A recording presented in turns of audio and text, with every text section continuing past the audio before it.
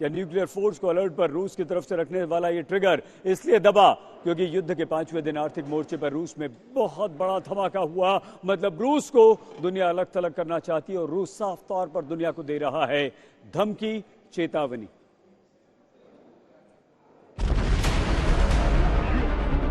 आग का गोला और धमाका। सेंट्रल यूक्रेन में चेरकासी ओब्लास्ट प्रांत में रूस के हमले में ये तस्वीरें सामने आती हैं। लेकिन अगर यूक्रेन में युद्ध के 5वें दिन हकीकत यह है कि अपने ही देश को छोड़कर जाते लोग परेशान हैं, युद्ध की विभीषिका में मरण से बचने के लिए शरण लेने के लिए दौड़े हैं,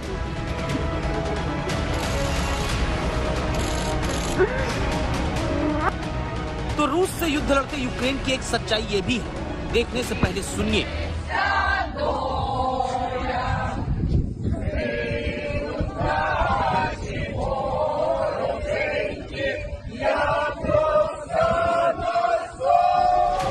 दक्षिण पूर्वी यूक्रेन में पोर्ट सिटी के भीतर सामने रूस का टैंक खड़ा है। उसी टैंक के सामने यूक्रेन के आम लोग अपने देश का राष्ट्रगीत गाते हैं।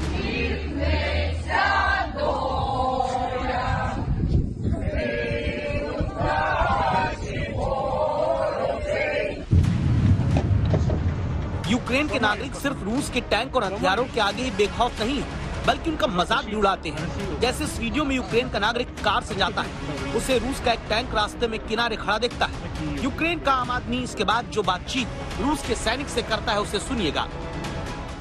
Сломались, пацаны. Сломались. Можно оттащить на Россию обратно. А вы хоть знаете, куда вы едете? Нет. Куда?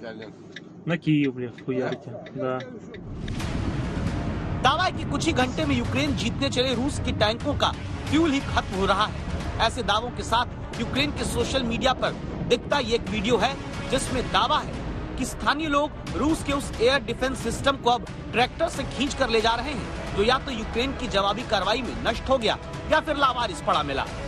इन वीडियो को दिखाने के बाद अब आपके सामने ये सवाल, दुनिया से लगे तमाम प्रतिबंधों, आसपास के तमाम देशों में रूस के लिए एयर स्पेस की पाबंदी, 5 दिन बाद भी यूक्रेन को ना हरा पाने की हताशा और रूस के परमाणु बम वाली ताकत से पेट्रोल बम के सहारे लड़ते यूक्रेन के आगे पुतिन की खिसियाहट परमाणु धमकी के तौर पर क्या निकलती है?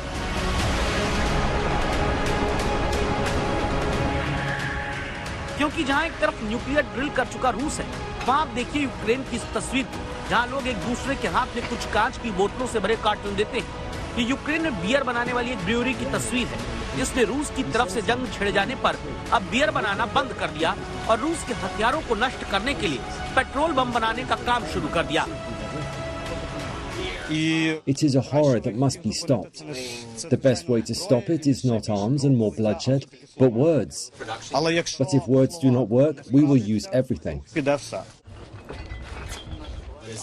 We will either be victorious or there will be total collapse, capitulation. Putin के ऊपर कटाक्ष करते कार्टून की तस्वीर के साथ ये वो बोतलें हैं जिनमें यूक्रेन के ही गृह मंत्रालय की तरफ से सुझाए गए तरीके से पेट्रोल बम बनाकर यूक्रेन की जनता को बांटा जाता है, ताकि जनता पेट्रोल बम से रूस के टैंक तक तबाह कर सके।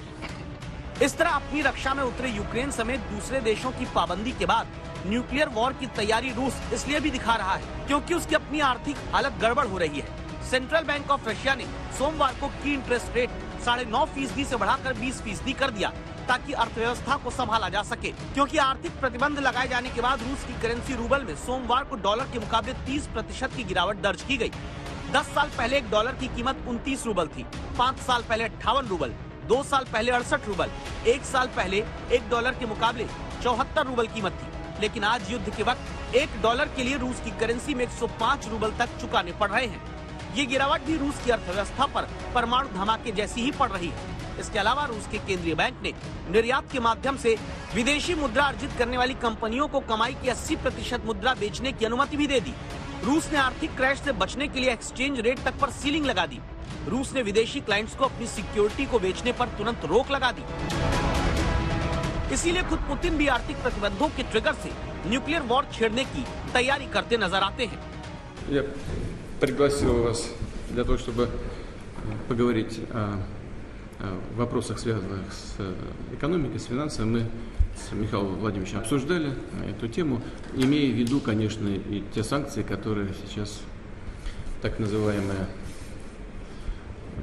западное сообщество, как ее как я его назвал в своем выступлении, это империя лжи, пытается реализовать в отношении нашей страны.